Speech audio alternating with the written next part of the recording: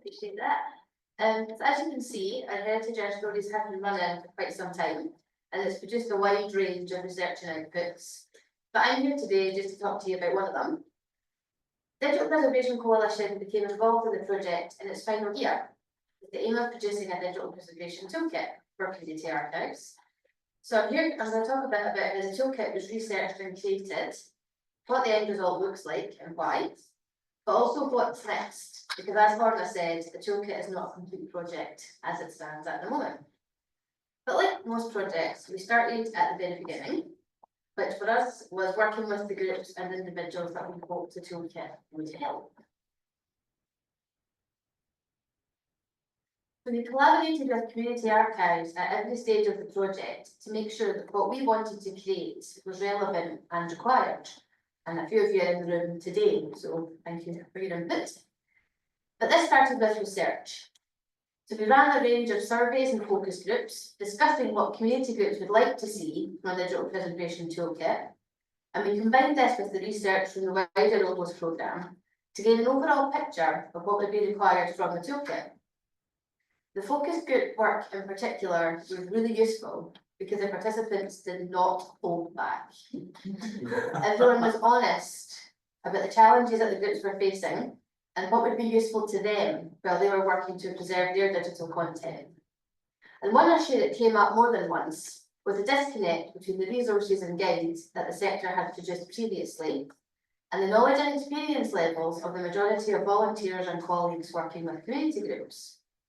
The terminology used was full of jargon. There was an assumed level of knowledge that made processes being described difficult to understand and almost impossible to implement. And even if the content was understood, the time and resource required for implementation didn't match what was available to community archives. And when you stop to think about it, this actually makes sense. These resources and guides have been produced for the digital preservation sector, who've already carried out a wide range of learning and training to do the job that they do. And the resources that they need will be different from those required by those at the start of that journey. And this was encouraging because it meant that there was a gap in what was available that needed to be filled. And the research that we did also highlighted that any resources produced needed to be simple to understand, easy to follow, and include options to build on the basics, as Lorna pointed out in her presentation as well. So that was what we started to build. We set to work, trying to create a structure which would include everything previously mentioned, but the aim was that the toolkit would provide practical, quick to implement guidance that would give people confidence to continue working with their digital content. So our first job was to attempt to give some sort of structure to this. So we started by writing down all the policies, procedures, workflows and tasks that we knew formed part of the digital preservation procedures somewhere in an organisation, somewhere. And we moved them into a matrix format, splitting tasks by topic area and workflow. The matrix was big, it was really big. And we quickly realised that we couldn't include everything without it becoming overwhelming. It was in fact quite overwhelming for us to see it all laid out like that. So we got the red pen out and started removing anything that wasn't absolutely essential. And I actually think a lot of established archive services would benefit from doing this process. So this shrunk the matrix down a lot, excuse me, but it was still chunky.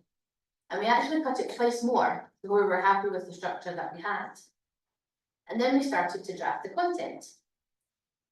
And at this point, we also started to think about other resources that might be helpful alongside the matrix. We wanted to provide holistic guidance that could be used in a range of ways to suit groups at different stages and different levels of their journey. And it was also important that we showcase the work that community archives were currently doing. You'll see more of this later on today, but we also included case studies from community groups relating to the matrix topics to hopefully inspire community groups that have yet to start to just give it a go and see how they get on. So, what did we end up with? When you land on the Toolkit webpage, you will see a page like this, with a range of links that take you to the Toolkit content. If you're at the very beginning of your journey, we recommend the first thing you do is read the What is Digital Preservation page. This gives a short introduction to the wider topic of digital preservation to highlight the type of content and tasks that will be in scope when you're working on digital content. It also explains the very important differences between digital preservation and digitisation and the impact that this will have on your work. And this is the Toolkit matrix. So it has 10 topics, we finally settled on 10, that have been split into 3 levels. They've been arranged with complete beginners in mind. So if you're at the very beginning of your digital preservation journey, you would start at level 1, topic 1, and you'd work up from there. And you have the choice in how you work through the toolkit. So you could choose to work through all the level 1 topics, which would give you a basic digital preservation workflow by the time you reach level 10. Or you could work through all 3 levels of one topic, which would give you a fuller understanding of each subject before moving on to the next one. But you may already have a strong workflow in place and you only require information on a particular topic. The toolkit has been designed so you can dip in and out of topics and levels as needed to find the information and support best suited to your group. The important thing to note is that there is no wrong way to use the toolkit, and you should do what makes sense within the processes in place at your group. The 10 topics are all standard tasks that should appear in some form in any digital preservation workflow. So the first is create and choose your content, which focuses on how you decide what content belongs in your collections, how you decide before content is donated, and how you select content to keep from what is already held by your group. Next up is organise your content, which provides guidance on how to name your files, how to structure them into online folders, and your options if you would rather use a system to manage this aspect of your process. Who does what does exactly what it says in the tin. It gives information on how to document who does what tasks and why it's so important to write this down.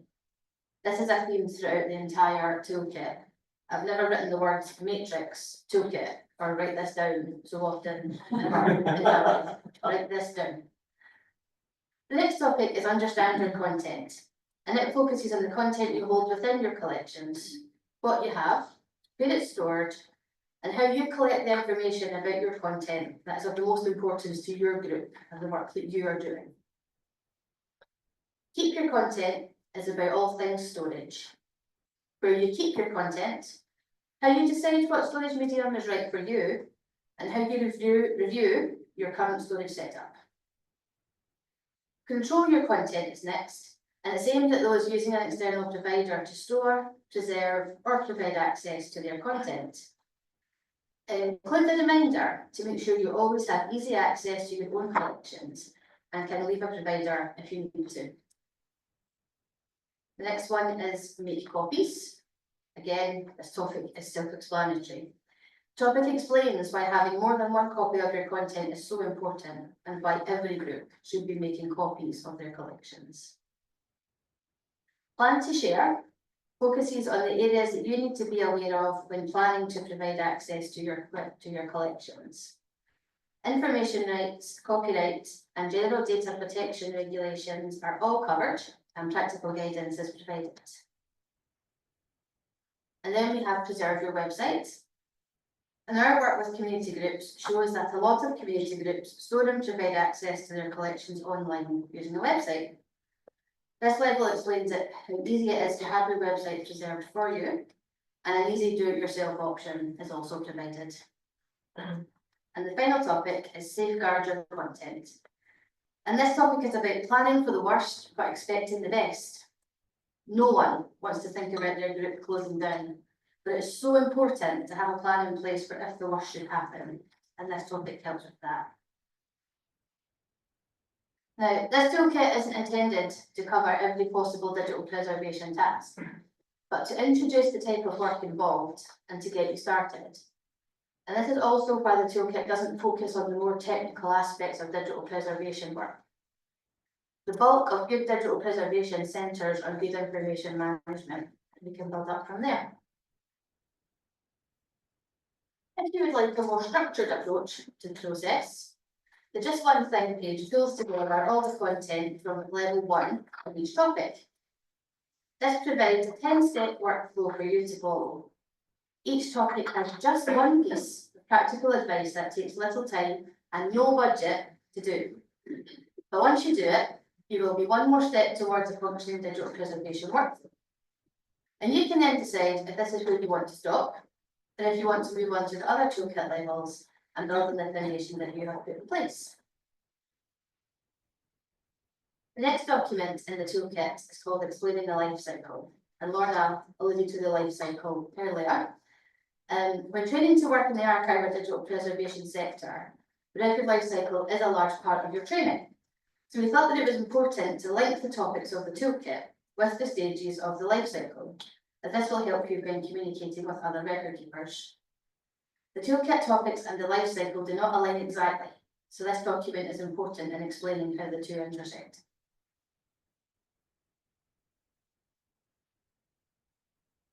When the toolkit, this should be the picture of the You Are Not Alone document. That's what I've done wrong. So when the toolkit was being designed, we were keen to point out that community groups have lots of options when it comes to digital preservation tasks, but also in collaborating with others and how working with others outside of your group can have a positive impact on your work. The You Are Not Alone document, not the Explaining the Life Cycle document, covers these options and suggests ways to get in touch with various organisations and groups across the sector. In addition to the above documents, we also have a number of other resources created to help you on your digital preservation journey. We have collected a series of case studies from a range of community archives who are already working with digital content in a range of ways. The case studies share their experiences, how they decided to tackle working with digital content, and what the outcome was. We've also included a small jargon lister to explain some of the more common acronyms and terms used within the toolkit. And finally, we have a What Next document, which is for those who have implemented all that they can from the toolkit and would like to do more work on specific topics, or even a group who wants to aim for accredited archive status in the future. This document provides a list of additional resources split by toolkit topic to help you get started on the journey. The toolkit is now available online and can be accessed using this link. This feels like a good time to pause and say a heartfelt thank you to everyone who has been involved with the creation of the toolkit.